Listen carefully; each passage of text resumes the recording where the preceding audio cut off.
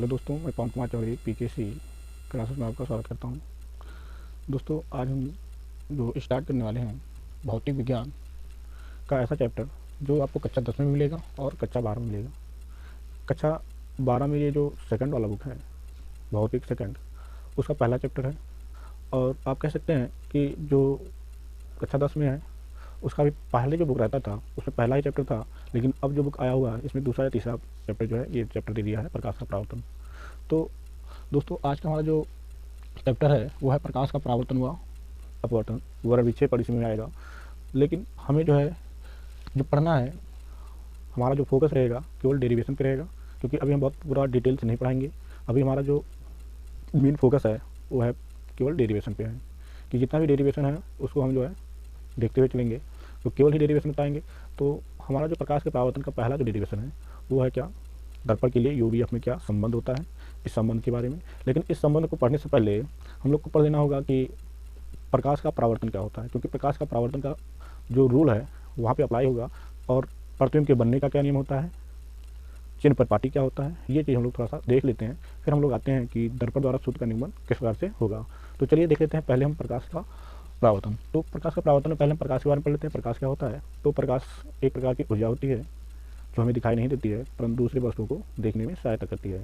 तो ये होता है छोटा सा परिभाषा प्रकाश का। प्रकाश के प्रॉपर्टीज कुछ होते हैं, जैसे प्रकाश एक सीधी रेखा में चलती है, प्रकाश में परावर्तन का और अपवर्तन का गुण होता है, निर्वात में प्रकाश की चाल 3 × 10⁸ मीटर प्रति सेकंड होता है। और कह सकते हैं अलग अलग माध्यमों में जो प्रकाश की चाल होती है वो अलग अलग होती है। जैसे कांच में देखा जाएगा प्रकाश की चाल कुछ और होगा, जल में प्रकाश की चाल कुछ और होती है। तो इस प्रकार से ये सब क्या है, प्रॉपर्टीज है, प्रकाश के कुछ प्रॉपर्टीज इस प्रकार के हैं। उसका फिर आता है आपका प्रकाश का परावर्तन। प्रकाश के परावर्तन क्या होते हैं उसको हम एक चित्र के माध्यम से आपको समझाने की कोशिश करते हैं। जैसे मान लेते हैं कोई एक चिकना तल है, क्या है, एक चिकना तल है। आप मान सकते हैं ये क्या है, दर्पण है एक, ठीक, दर्पण। दर्पण मतलब समझिए क्या, एक शीशा है। और यहाँ पे हम लोग क्या कर रहे हैं कि एक प्रकाश किरण डाल रहे हैं इसे, ये क्या किया गया, प्रकाश किरण डाला जा रहा है, बहुत सारे प्रकाश किरण ऐसे आ रहे हैं, ठीक है।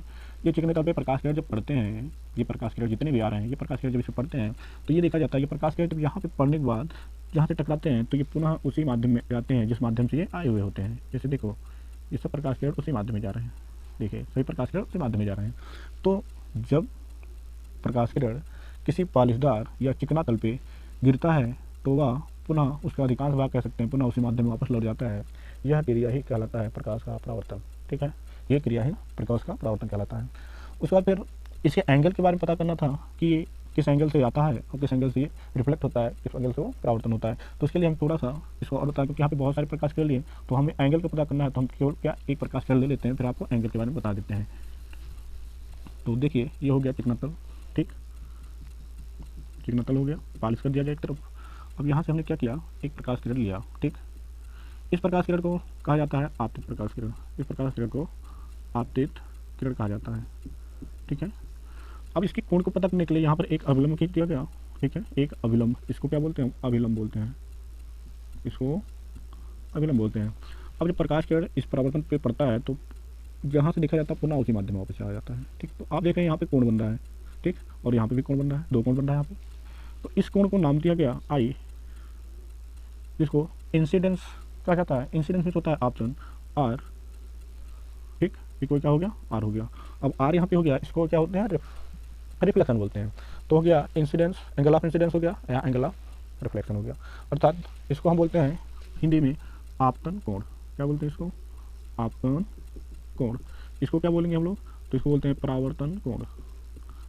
परावर्तन कोण क्यों परावर्तन कोण बोला गया, क्योंकि इस किरण को, क्योंकि यहाँ से टकरा कर ये परावर्तित हुई है, तो इसको हम परावर्तित किरण बोलते हैं। क्या बोलते हैं, परावर्तित किरण, ठीक है। तो देखो आपतित किरण और अभिलंब के बीच बने कोण को हम आपतन कोण कहते हैं, और परावर्तित किरण और अभिलंब के बीच बने कोण को हम परावर्तन कोण कहते हैं।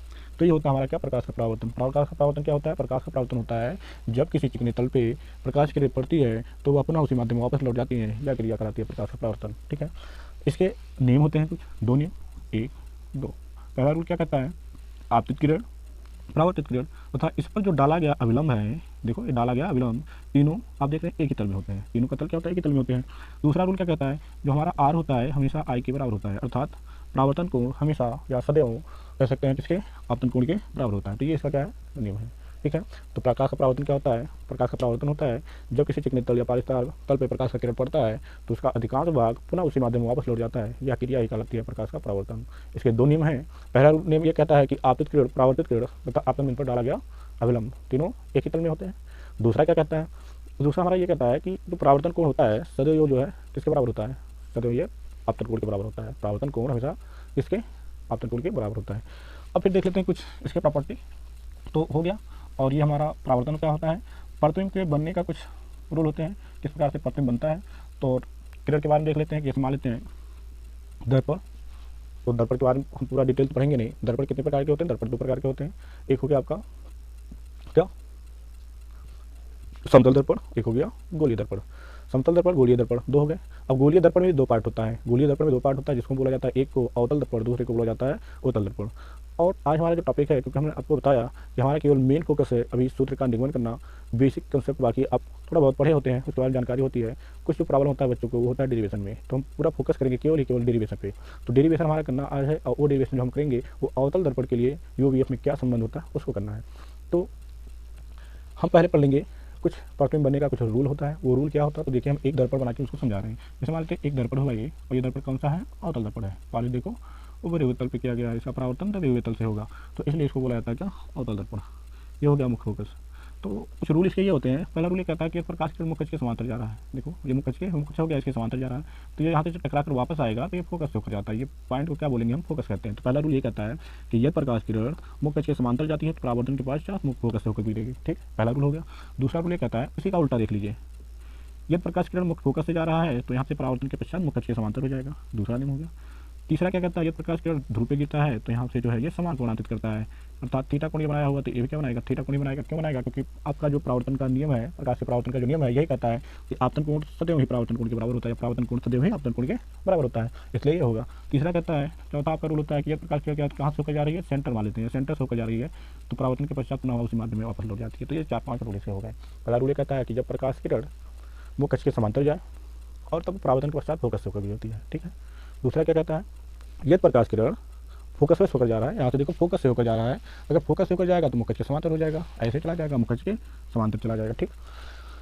तीसरा ये कहता है कि यदि प्रकाश किरण ध्रुव पे डायरेक्ट गिरती है तो यहाँ से ये समान कोणांतित करके परावर्तित होगी, क्यों? प्रकाश के परावर्तन के नियम के अनुसार। चौथा आपका है जो कि ये है, यदि प्रकाश किरण वक्रता केंद्र से होकर जाता है तो परावर्तन के पश्चात पुनः उसी माध्यम में वापस लौट जाता है। ठीक है। तो ये होता है इसका क्या कुछ रूल हो गए। तो चलिए अब हम देखते हैं क्या हमारा जो टॉपिक है वो टॉपिक ये है कि अवतल दर्पण के लिए यूवीएफ में संबंध। ठीक है, क्या संबंध होता है? तो इसके लिए हमें सबसे पहले क्या बनाना होगा? एक अवतल दर्पण बनाना होगा। तो चलिए हम एक अवतल दर्पण बना लेते हैं। देखिए हमारा एक हो गया क्या? अवतल दर्पण। ठीक है, पहले उभरे हुए तल पे होगा और परावर्तन इसका जो होगा वो कहाँ से होगा? दबे हुए तल से। और एक बना लेते हैं यहाँ पे क्या? मुख्य अक्ष। ये हमारा हो गया मुख्य अक्ष, और ये हो गया पी, पोल। पोल मीन्स होता है क्या? ध्रुव। अब करेंगे क्या? हम एक बस्ट को यहाँ पे रख लेते हैं, एक बस्ट यहाँ पे रख लेते हैं हम। देखिए एक बस्ट जो कि सीधा रख लिया गया यहाँ पे। ठीक है। अब हम क्या करेंगे? नियम को अप्लाई करेंगे। एक प्रकाश किरण को हम लेते हैं, मुख्य अक्ष के समांतर ऐसे गया। ठीक है, मुख्य अक्ष के समांतर गया, परावर्तन के पश्चात कहाँ से होकर गुजरेगा? तो कहेंगे आप मुख्य फोकस से होकर गुजरेगा, एफ से होकर गुजरेगा। कहाँ से होकर गुजरा? एफ से होकर। तो ये हो गया क्या? एफ हो गया। ठीक है। अब दूसरा किरण हम लेते हैं जो कि कहाँ से जाएगा? ध्रुव पे जाकर गिरेगा। देखो ध्रुव पे गिरा, ठीक, और यहाँ से समान कोणांतित करेगा। तो यहाँ पे थीटा कोण बनाया है तो ये भी क्या होगा? थीटा कोण ही बनेगा। अब दोनों किरणें जहाँ पर मिली होंगी, दोनों परावर्तित किरण, एक किरण ये परावर्तित हो गया, ये किरण ये परावर्तित, ये आपतित किरण हो गया, ये भी आपतित किरण हो गया। ठीक है। और दोनों किरण जहाँ पर मिलेंगे यही होगा क्या? इसका प्रतिबिंब होगा। जैसे यहाँ पर ये इसका प्रतिबिंब हो गया। नामकरण करेंगे तो नामकरण करते समय हमारा जैसे मान लेते हैं कि एक का ये हो गया ए, तो ये हो जाएगा क्या? बी हो जाएगा। ठीक है। अब देखो ये सीधा यहाँ पर रखा गया था, देखो इस तरह से सीधा रखा गया था, इसका प्रतिबिंब बना उल्टा बन गया इस तरह से। तो हमारा क्या हो जाएगा? यहाँ पर हो गया ए डैश और यहाँ पे मान लेते हैं इसको बी डैश, इसलिए माना गया क्योंकि ए बी अगर करते हैं तो हमारा 2 बार हो जाएगा वो चीज़। ठीक है। तो हमारा ये तैयार हुआ इतना। और अब थोड़ा सा देखते हैं यहाँ पर जो पॉइंट नाम दे देते हैं इसको एम। अब एक चीज़ और देख लेते हैं इसी में कि जो यहाँ से यहाँ तक का जो दूरी मापी गई है, इस दूरी को कहा जाता है क्या? यू। जो वस्तु से लेकर वस्तु से लेकर दर्पण की जो दूरी होती है, या आप कह सकते हो दर्पण से वस्तु की जो दूरी होती है वो होती है क्या? यू। हो गया क्या? यू। दर्पण से यहाँ तक की दूरी क्या हो गई यू, और जो प्रतिबिंब बना होता है वो दर्पण से प्रतिबिंब की जो दूरी होती है उसको प्रदर्शित किया जाता है वी से, तो ये वी हो गया, ठीक है।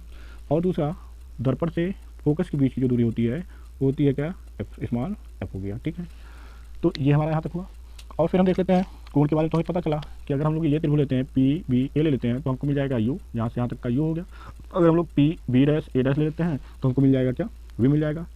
अगर हम लोग पी एफ एम ले लेते हैं तो हमारा मिल जाएगा क्या एफ मिल जाएगा। लेकिन यहाँ पर देखो कोण के बारे में थोड़ा सा, तो कोण यहाँ पर देखिए ये कोण जो होगा इस वाले कोण के बराबर होगा। क्यों बराबर होगा, क्योंकि यहाँ पे शीर्षाभिमुख कोण बना। शीर्षाभिमुख कोण कैसे होता है, तो शीर्षाभिमुख कोण देखिए इस तरह से होता है कि जैसे ये देखिए ये रिलेशन ये थीटा है तो ये भी क्या बनेगा थीटा कोण बनाएगा। क्यों बनाएगा, क्योंकि यहाँ पर शीर्षाभिमुख कोण होता है। शीर्षाभिमुख कोण क्या होते हैं आपस में बराबर होते हैं। जो शीर्षाभिमुख कोण होता है ये आपस में क्या होते हैं बराबर होते हैं, तो ये शीर्षाभिमुख कोण के अनुसार क्या हो गए बराबर हो जाए। तो यही रिलेशन आपको यहाँ पे भी देखने को मिल रहा है। तो ये भी क्या होगा आपका थीटा कोण यहाँ पे तो बना ही था, तो यहाँ पे हम नाम देते हैं इसको फाई, तो ये भी क्या हो जाएगा फाई हो जाएगा, ठीक है। तो इस तरह से हमारा जो है सब चीज़ें क्लियर हो गया। अब थोड़ा सा हम लोग देख लेते हैं एक चीज़ और, चिन्ह परिपाटी एक आपका जो है टॉपिक है। चिन्ह परिपाटी में क्या होता है कि चिन्ह के बारे में हम कौन सा चिन्ह कहाँ पे प्रयोग करेंगे ये चीज़ें होती हैं। तो चलिए चिन्ह के बारे में ये होता है, पहले तो चिन्ह परिपाटी का पहला जो रोल होता है ये हमेशा कहता है कि जब भी वस्तु आप रखिए हमेशा कहाँ पे रखेंगे वस्तु के मतलब दर्पण के बाएं तरफ रखिए। हमेशा आपको कहाँ रखना होगा वस्तु के बाएं तरफ आपको रखना होगा। और दूसरी चीज़ कहता है कभी दूरी अगर आपको मापना है तो वो दूरी हमेशा मापा जाएगा क्या ध्रुव से मुख्य फोकस के जो मुख्य अक्ष के अनुदिश मापा जाएगा। तो आप और दूसरा तीसरा रूल ये कहता है कि आपतित किरण की दिशा में, देखो ये आपतित किरण क्यों हुआ, आपतित किरण की दिशा में मापी गई दूरी धनात्मक होती है लेकिन आपतित किरण के विपरीत दिशा में मापी गई दूरी ऋणात्मक होती है। तो आप एक चीज़ देख रहे होंगे ये दूरी जो मापी जा रही है मापी जाएगी क्या ध्रुव से आप माप रहे हैं इधर, तो ध्रुव से अगर मापेंगे तो आप किस तरफ जा रहे हैं, देखो आपतित किरण तो इधर गया है माप किस तरफ है हम इधर मापे हैं, तो चिन्ह क्या होगा माइनस होगा। चिन्ह हम देखो क्या लेंगे यहाँ पर माइनस का चिन्ह, तो माइनस हो जाएगा, ठीक है। चिन्ह जो होगा माइनस होगा तो उसको हम यहाँ पर लिख देते हैं। वो चिन्ह क्या होगा दर्पण से वस्तु की दूरी जो कि है क्या पी बी वो क्या हो जाएगा माइनस ये हो गया, ठीक। इसी प्रकार हम देखेंगे आप यहाँ देखो दर्पण से प्रतिबिंब की दूरी हो जाएगा हमारा v जो कि माइनस में होगा क्योंकि वो भी विपरीत दिशा में है। दर्पण से प्रतिबिंब की दूरी जो कि क्या है पी बी डैश ये क्या हो जाएगा माइनस वी हो गया, ठीक। इसी प्रकार दर्पण से फोकस के बीच की दूरी देख लो, दर्पण से फोकस की दूरी पी एफ बराबर माइनस एफ, ठीक है। इस तरह से हमारा ये क्लियर हुआ क्योंकि दूरी जब भी मापी जाती है दर्पण के ध्रुव से, तो ध्रुव से देखो इधर मापा जा रहा है हम लोग मापते हुए इधर आएंगे आप विपरीत दिशा में जा रहा है तो माइनस होगा। सभी देखो अब भी विपरीत में है, अब भी जो हमारा प्रतिबिंब है वो भी विपरीत है, बस जो रखा गया ये विपरीत है इसलिए चिन्ह माइनस होगा, ठीक है। तो चलिए हमारा जो टॉपिक आज का है वो क्या है अवतल प्रत्येक सूत्र का निगमन जो यूवी अपने संबंध है। चलिए अब हम यहाँ से स्टार्ट करते हैं। अब स्टार्ट करेंगे यहाँ से तो लेते हैं पहले हम क्या त्रिभुज। तो ये तो हमको समझ में आया कि हमारा जो त्रिभुज है ए बी पी इसमें ये थीटा कोण बनाया हुआ है और परावर्तन के रूल के अनुसार ए डैश बी डैश पी पर जो यहाँ पे कोण बन रहा है ये भी हमारा थीटा ही कोण बनेगा क्योंकि परावर्तन के नियम के अनुसार ये कोण क्या होगा बराबर होगा, ठीक है। अब एक चीज़ आप देखेंगे अगर हम इस कोण की बात करें ये कोण, ठीक है, इस कोण की बात करें अगर तो ये कोण जो होगा इस कोण के बराबर होगा, ये दोनों कोण आपस में बराबर होंगे। अब क्यों बराबर होंगे, रीजन बराबर इसलिए होंगे क्योंकि आपका जो ये कोण होता है इस कोण को कहा जाता है शीर्षाभिमुख कोण। कौन सा कोण होता है शीर्षाभिमुख कोण होता है, देखिए ठीक है यहाँ आपको दिखाई नहीं दे रहा होगा, यहाँ पर हम देखते हैं ये होता है क्या शीर्षाभिमुख कोण। ये आपस में जो समूह भुजाएं होते हैं कोण होते हैं ये बराबर होते हैं क्योंकि ये क्या होता है शीर्षाभिमुख कोण, इसके बारे में आपको पता होगा ये होता है क्या शीर्षाभिमुख कोण होता है।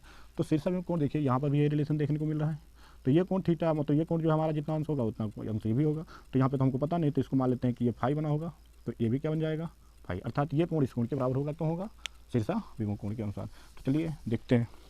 तो चलिए पहले हम स्टार्ट करते हैं क्योंकि हमको लेना है यू बी एफ में संबंध। तो पहले हम ये देख रहे हैं यू कहाँ से आएगा, तो यू देखो यहाँ से आ जाएगा पी बी ए से।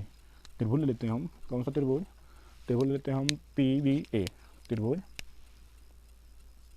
पी बी ए में। अब पी बी ए में अगर हम लेते हैं तो यहाँ पर देखो थीटा कोण है, थीटा के सामने वाला जो कोण होता है वो होता है भुजा जो होता है उसको हम लंब बोलते हैं और ये हमारा आधार हो गया ये कर्ण हो गया। तो हमको लंब और आधार पता है क्योंकि हमको आधार पता है ना पी बी का दूरी क्या है यू है, तो हमको आधार पता है तो हम ले लेते हैं क्या टैन, क्या लेते हैं टैन। तो देखिए टैन थीटा बराबर क्या हो जाएगा समूह भुजा बटा आसन भुजा।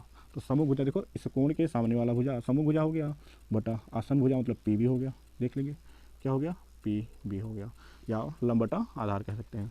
तो देखिए या इसी को हम लिख सकते हैं या tan थीटा बराबर ए बी बटा पी बी का दूरी आप देखेंगे, देखो यह है पी बी की दूरी हमने क्या बताया, यू है। चिन्ह कैसा होगा, माइनस में होगा, जो चिन्ह होगा वो क्या होगा, माइनस में होगा। ठीक, इसको हम समीकरण नंबर 1 मान के छोड़ देते हैं। ठीक है, ये चीज़ समझ में आया। अब आप देखेंगे दूसरा इसका कौन सा कोण लेंगे, त्रिभुज लेंगे, तो ये नीचे वाला, क्योंकि दोनों कोण बराबर हैं तो हम लास्ट में क्या करें, बराबर कर सकते हैं। तो त्रिभुज लेते हैं, यहाँ से हमें बी प्राप्त हो जाएगा, त्रिभुज पी बी डैश ए डैश लेते हैं। दूसरा जो हम त्रिभुज लेने जा रहे हैं वो त्रिभुज हमारा क्या है, त्रिभुज पी बी डैश और ए डैश में। यहाँ पे हम देखो हमें तो पता है आधार यहाँ जो है ये क्या है, वी है, और यहाँ से ले लेते हैं हमारा ये लंब हो गया, तो tan थीटा यहाँ भी ले लेते हैं। तो tan थीटा बराबर क्या, लंब क्या होगा, ये लंब हो गया, अर्थात ए डैश बी डैश बटा पी बी डैश, या इसको भी लिख सकते हैं tan थीटा बराबर ए डैश बी डैश बटा पी बी डैश का देखो दूरी क्या है, तो हम देखेंगे पी बी ये हमारा प्रतिबिंब, देखो प्रतिबिंब यही तो बना है, तो प्रतिबिंब की दूरी दर्पण से प्रतिबिंब की जो दूरी होती है वो क्या होता है, वी होता है। लेकिन चिन्ह में देखें, चिन्ह के साथ चलना है तो चिन्ह भी क्या होता है, माइनस होगा। क्यों होगा, रीजन बता दिया गया। तो इसको मान लेते हैं। तो आप एक चीज़ देख रहे होंगे, समीकरण नंबर 1 और समीकरण नंबर 2 को ध्यान से अगर आप देखेंगे तो tan थीटा देखो यहाँ पे tan थीटा है और यहाँ पे भी tan थीटा है। तो हम tan थीटा जब ये वाला जो हमारा tan थीटा है ये ए बी बटा माइनस यू के बराबर है, तो जाहिर सी बात है यहाँ भी जब tan थीटा है तो ये भी क्या होगा, आपस में ये बराबर हो जाएंगे। तो समीकरण नंबर 1 और 2 से हम ले लेते हैं, समीकरण नंबर 1 व 2 से, समीकरण नंबर 1 व समीकरण नंबर 2 से हम क्या कर लेते हैं कि बराबर हो जाएगा ए बी बटा माइनस यू बराबर ए डैश बी डैश बटा माइनस बी हो गया। ठीक, थोड़ा सा इसको और हल कर लेते हैं, या इसी को हम ऐसा भी लिख सकते हैं। देखिए एक चीज़ देखिए, अगर ए डैश बी डैश यहाँ पर देखिए ऊपर की तरफ है, पक्षांतर करके अगर हम इधर लेकर आएंगे तो ऊपर है तो यह आकर नीचे हो जाएगा, इधर ये नीचे है उधर जाएगा तो ऊपर, उल्टा हो जाता है। जैसे इधर माइनस होता है उधर ले जाते हैं तो क्या होता है, प्लस होता है। अगर इधर प्लस है उधर जाता है क्या होता है, माइनस हो जाता है। देखो एक दूसरे विपरीत है, गुणा होता है तो उधर जाता है भाग हो जाता है, अगर इधर भाग है उधर जाता है तो गुणा हो जाता है, ये रूल होता है। इसी प्रकार अगर इधर ऊपर की तरफ है तो ये पक्षांतर करेंगे उधर तो कहाँ जाएगा, नीचे हो जाएगा। अगर इधर नीचे की तरफ है पक्षांतर करेंगे ऊपर क्या हो जाएगा, ऊपर हो जाएगा। ये पक्षांतर का कुछ रूल होता है। ठीक है, तो देखिए यही रूल अप्लाई यहाँ करते हैं। अगर इधर ऊपर है तो उधर जाएगा क्या हो जाएगा, नीचे हो जाएगा। अगर इधर नीचे है तो उधर जाकर क्या होगा, अर्थात जो हर है पक्षांतर करेंगे वो अंश बन जाएगा, अगर इधर अंश है पक्षांतर करेंगे तो हर हो जाएगा। तो चलिए वही लॉजिक यहाँ भी हम लोग देख लेते हैं। तो देखो हम इसको ले आते हैं इधर, तो हो गया ये ए बी, ये है पहले से, इसके नीचे क्या हो जाएगा ए डैश और बी डैश, इधर है नीचे माइनस में यू और इधर माइनस बी। तो देखिए माइनस माइनस ये कट जाएगा प्लस हो जाएगा, तो हमारा हुआ क्या, बचा क्या, या इसी को लिख सकते हैं ए बी बटा ए डैश बी डैश बराबर यू बटा बी। ये हमारा आ गया एक। ठीक, समीकरण किसको मान लेते हैं, थर्ड नंबर। ठीक है, इसको मान लेते हैं हम थर्ड नंबर। तो ये हमारा जो है प्राप्त हो गया, u और v प्राप्त हो गया। लेकिन हमें रिलेशन जो देखना है u v f दोनों में देखना है, u v f तीनों में देखना है। अब f हमें कहाँ से मिलेगा, तो देखिए p f यहाँ से मिल जाएगा। तो क्या करें कि ये ऊपर वाला जो पार्ट है इसको भी नाम दे देते हैं, जैसे नाम दे दिया हम यम दे दिया नाम। ठीक है, मिरर भी हो जाएगा, बता देगा कि दर्पण भी है, यम हमारा यहाँ पर बिंदु को अंकित भी कर दिया कि यम हमारा वो पॉइंट हो गया। तो यहाँ से हमें f मिल जाएगा। तो ले लेते हैं त्रिभुज p f m। कौन सा त्रिभुज लेते हैं हम, त्रिभुज अब जो लिया जा रहा है वो क्या है, त्रिभुज पी एफ एम में। अब पी एफ एम में कोण बना ही है, बताया गया क्या कोण बना है, 5 बना है, ये भी 5 बना, क्यों, शेष सभी कोण के अनुसार। तो चलो ले लेते हैं त्रिभुज पी, और यहाँ भी हम लेते हैं अनुपातिक मान tan।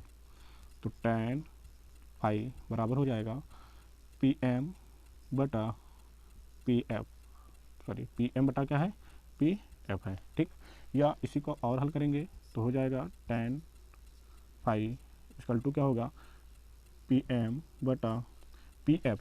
पी एफ देखो क्या है, पी एफ, यही पी एफ है, और ये दूरी प्रदर्शित करता है एफ को, और माइनस क्योंकि विपरीत दिशा में है।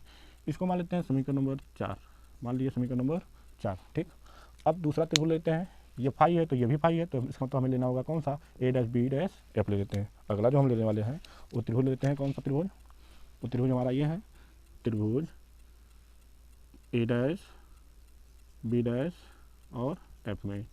यहाँ चलते हैं तो यहाँ देखते हैं हम लोग क्या होगा, तो चलिए देख लेते हैं। tan फाई ले लेते हैं अभी, तो tan फाई इक्वल टू हो जाएगा, ये देखो फाई सम्मुख कोण हो जाएगा ए डैश, भुजा हो जाएगा ए डैश और बी डैश बटा आधार क्या है, तो आप बोलेंगे बी डैश एफ है, ठीक है। या इसी को लिख लेते हैं हम आगे, tan phi equal to a dash b dash को रहने देते हैं ऐसे जैसे है, और बटा इसका देखो मान पता है, नहीं पता है हमें, और नहीं पता है तो उसको हम निकालेंगे, कैसे निकालेंगे, क्योंकि हमें यू वी एफ के अनुसार चलना, ये दूरी तो कुछ होता नहीं है। तो आप देखो अगर हम पूरा दूरी में से इसने में से अगर ये दूरी घटा देते हैं तो यही दूरी तो बचेगा, क्योंकि हमें ये दूरी की लंबाई ज्ञात करना है। पूरा दूरी क्या है पी बी डैश, और ये दूरी क्या है पी एफ है, तो घटा देंगे, अगर पूरे दूरी में से ये दूरी घटा देंगे तो ये दूरी बचेगा ना। तो चलिए पूरा दूरी में से इस दूरी को घटा देते हैं, तो इसको क्या लिख सकते हैं, p b dash minus p f, ठीक। समीकरण नंबर मान लेते हैं इसको 5, ठीक है। यहाँ तक हुआ। अब थोड़ा सा और देखते हैं, समीकरण नंबर 4 और 5 को देख लेते हैं। समीकरण नंबर 4 व समीकरण नंबर 5 से, अब समीकरण नंबर 4 और 5 से देख लेते हैं। तो देखिए यहाँ भी tan फाई, यहाँ भी tan फाई, तो tan फाई दोनों हैं, तो इसलिए यहाँ पर लिख सकते हैं पी एम बटा माइनस एफ बराबर हो जाएगा ए डैश बी डैश बटा p b dash minus p f, ठीक। या तो फिर हम यहाँ पे देखो वैल्यू हमें पता है, वो वैल्यू भी रख सकते हैं। पी बी डैश का मान क्या है, माइनस में भी है, माइनस भी लिख दिए, माइनस का चिन्ह यहाँ ऑलरेडी है, और एफ का मान यहाँ माइनस में होगा क्योंकि दूरी के लिए क्या माइनस में है, तो माइनस माइनस क्या हो जाएगा प्लस, ये हो गया, ठीक। और इसको हल कर लेते हैं, और हल करेंगे तो क्या हो जाएगा, देखो ये नीचे है उधर जाएगा ऊपर हो जाएगा, ऊपर है इधर आएगा नीचे हो जाएगा, अर्थात पी एम बटा ए डैश बी डैश बराबर minus f upon minus b plus f. इतना यहाँ तक कोई दिक्कत नहीं है। तो चलिए इतना अब लोग देख लेंगे, यहाँ पर कोई दिक्कत नहीं होगा। अब थोड़ा सा हमको ऊपर मिटाना होगा, क्योंकि यहाँ पर पूरा क्लियर आएगा नहीं, तो यहाँ पर हम थोड़ा सा मिटाते हैं, फिर आगे देखते हैं क्या होगा प्रोसेस।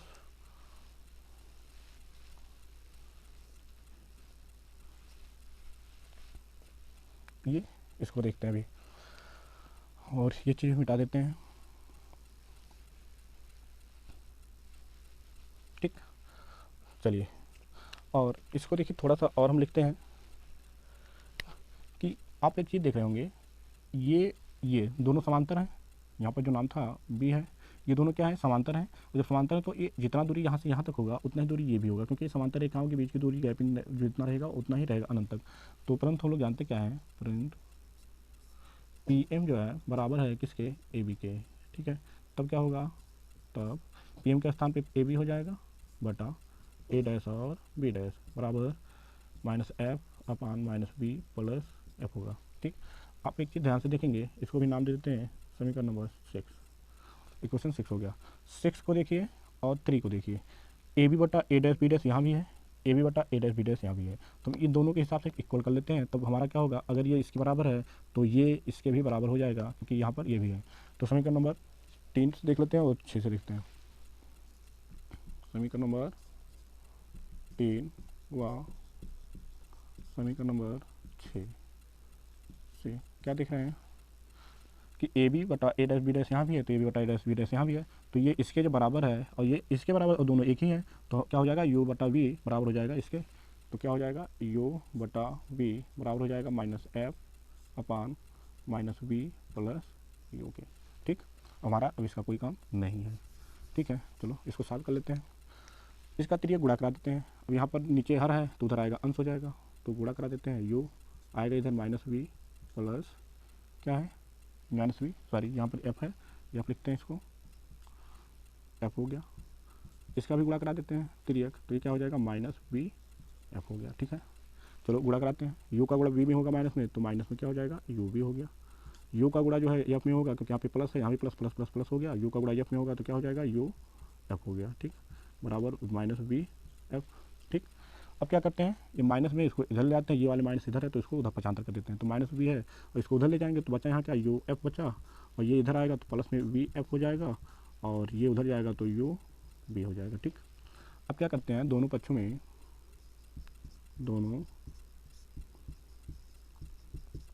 में यू वी एफ से भाग दे देते हैं। क्या करना है, भाग देने पर,